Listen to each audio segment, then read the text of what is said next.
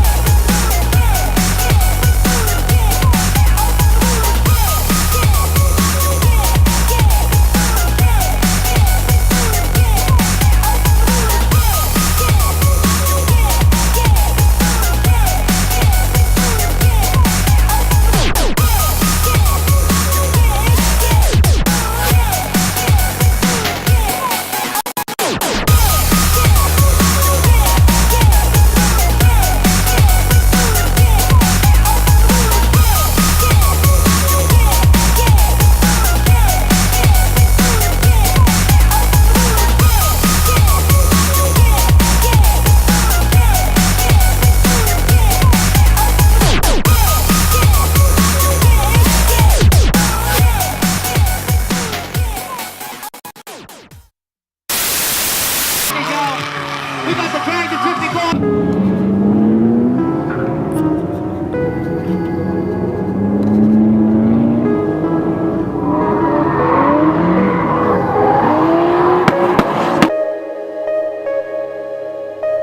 Noise, smoke, throttle.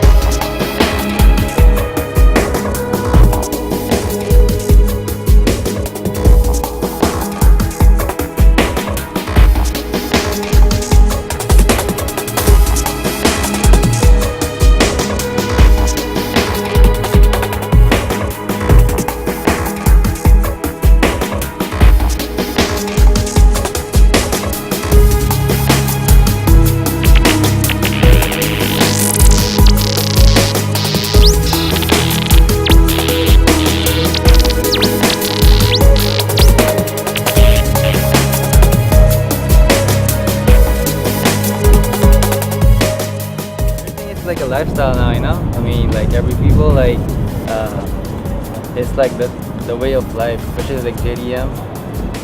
Now it's like what they do every day, you know. It's like their hobbies, their sports now, you know. That's what I think of it, you know.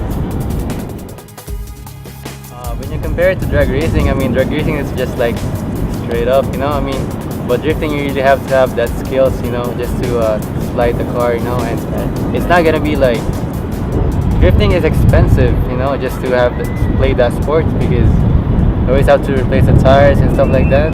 So like you really have to be determined just to like drift your car, I guess, you know, because there's like it's not simple, you know. You have to have money, have to replace your tires every session of drift, you know.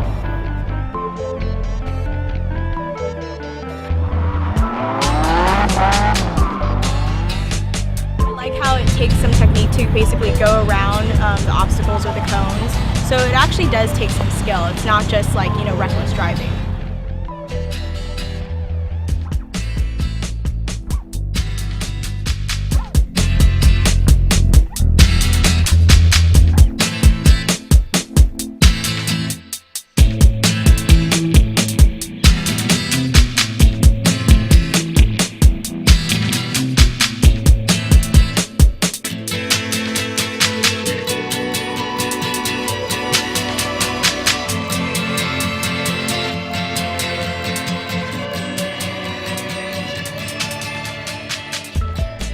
You're building a motor for a customer and you and him are discussing how much horsepower it's going to make and he's paying good money for this horsepower, he wants to make sure he's got it before it goes in the car.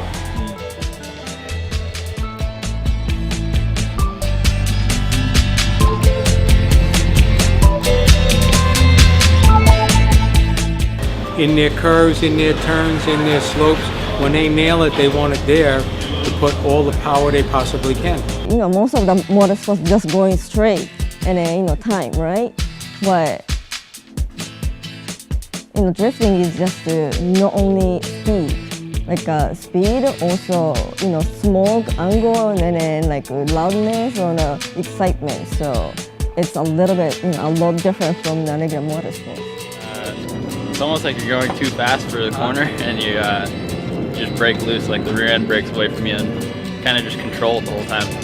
And then try and link as many corners as you can together once. Whenever we have enough tires lined up to come burn. And, you know, it's a pretty expensive hobby, but it's a lot of fun. I've just been into imports pretty much my whole life, and you know, when drifting came over to the States a couple years back, just went to like Formula D before I could actually even drive, before I got my driver's license. And then saved up to buy this, and yeah, I've been hooked ever since.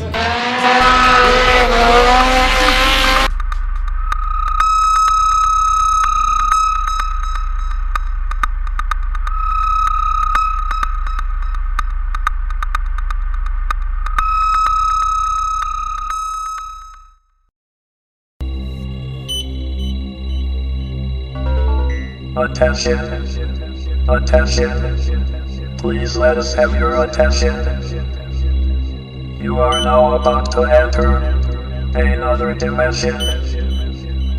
So open your mind, push reset, and reboot your computer. Rock the block, baby.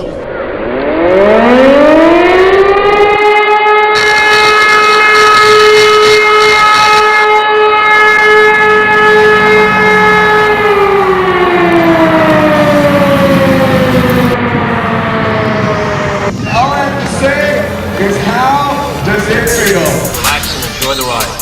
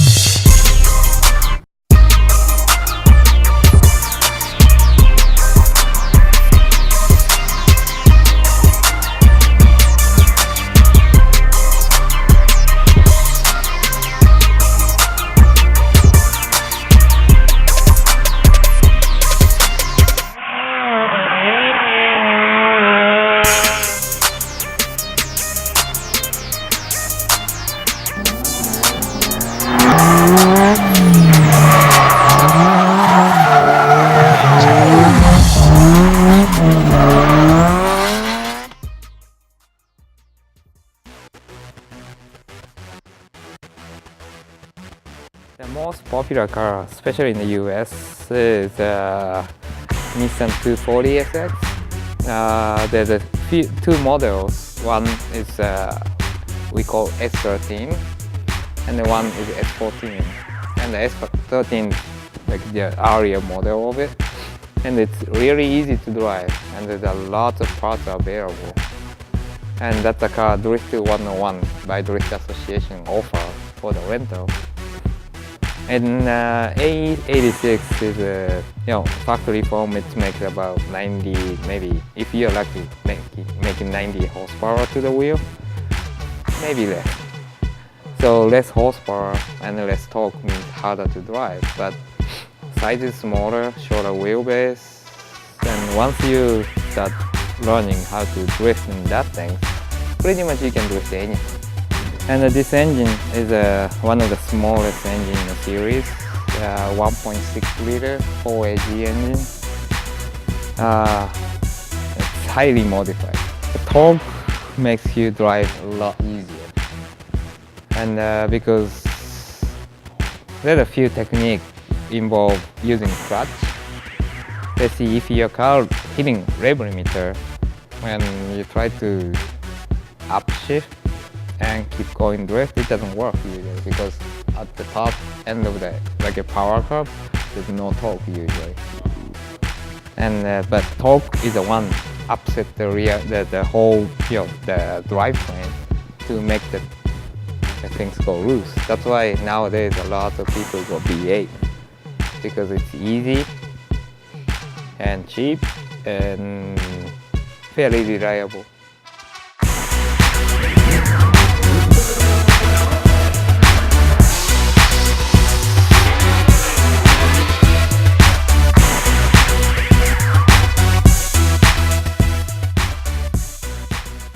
We interrupt the presentation briefly just to bring you a drift theory lesson.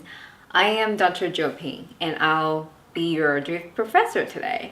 Before we begin, let's define drift. So drifting is a motor sport which the driver intentionally oversteers to initiate a slide or a loss of adhesion from the contact surface of the rear tires to the ground, which made the car drift.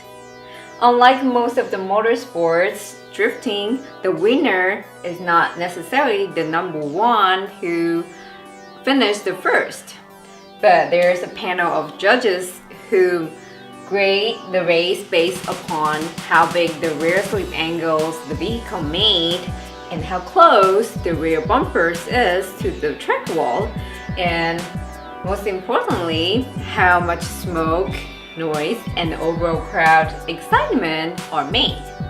This sport started about 30 years ago in the mountains of Japan and recently has gained greater popularity in the US.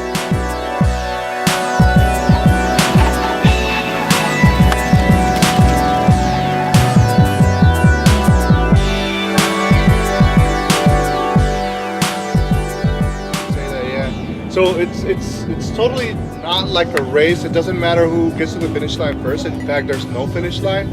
It's just a skilled sport where you prove to yourself and maybe to other people how much can you control your car while it's quote unquote not under control. Right. So you're drifting your car. You're taking it sideways. You're skidding your car.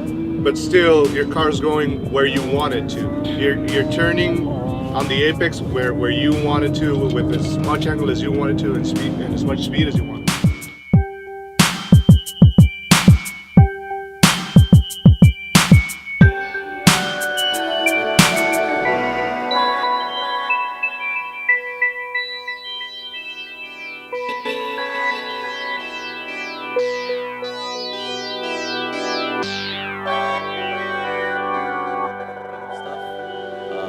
Barely started doing exhausts, half shaft spacers, dry shaft spacers, diff collars, and lug nuts. So we are doing our own EBS brand. What it is that it's taking us a while because we do test all our parts. We do have suspension, pretty much which we get from other suspension companies, but we do fine tune it to where we could get it off the shelf from them, and we will sell it as not our product, but we designed it with them. The design comes from here. We pretty much draw it, put it on like CAD, and then once it's made, we do test it ourselves, just to make sure it works properly, make sure it doesn't break like after 10,000 miles or under some kind of stress. What our parts is that we do want high quality. We don't want something cheaper just because it will sell. We want something that will last and work. We have Evos and S2000s, that's our main focus. So we do have the cars. We do test the products every day. It could be on employees' cars or it could be on the track car. So we do test it for daily driving to make sure it holds up with so many miles. And on the track, we make sure it could handle resistance, heat, and all the other things while you're at the track. All right, this car is actually here for corner balancing alignment. That is pretty much one of the major services that we do consistently every day. Corner balancing, you pretty much set up the weight of the car to be 50-50. You don't want the car to be heavier on one side than the other, so that's where in turn it helps. And alignment, you always want alignment. New tires, or you haven't got alignment for a while, or you're going to the next track event, sometime soon, you will always want alignment and make sure the car steers properly. Drift like an 86, slide like a Nissan. I got so much JDM they think I'm from Nippon.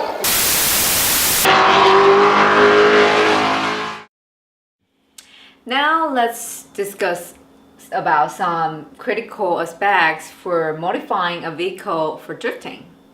Limited slip differential, LSD, is highly desired for a drift car. It enables a wheel to spin with different speed so the car can corner smoother by allowing a limited slippage of the rear wheels. And also there are several techniques you can use to initiate a drift. One of them is the right flick of the steering wheels. If the rear of the car does not swing out, then you can try a short flick of the handbrake. And that should give you your desired drift. That's what draws the crowds. Because a lot of people, they just go to the events hoping that maybe somebody's going to crash or something. And also, what drives them is the noise, the skidding noise, the tire screeching, the loud engines, the smoke, the backfire from the exhaust. It's just an addictive, fun sport, and it's you probably see it from around. It's also a family sport. It's not just the drivers. Parents come along, friends come along. Some people bring their dogs or whatever. It's just a fun place to hang out and I guess unwind and get rid of all your weekday stress with all the work and stuff.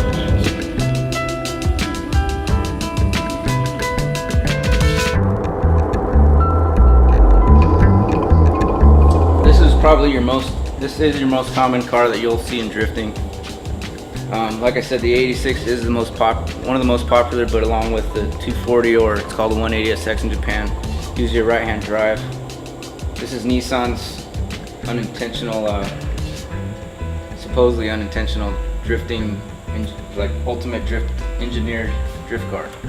The e-brake happens to be in the right spot. The engines happen to put about just the right power. The alignment comes set from the factory, just happens to be great for drifting. The ones released in the US, they don't have this 2-liter turbo engine. But generally these cars are really easy to work on. And it's the most popular drift car you'll ever see. This is my friend Gary from Just for Kicks in Hawaii. This is his car that he shipped over from Hawaii to use as mainly it was a hobby car, but we're actually going to be turning it into a race car and maybe taking it to do some international drift demos.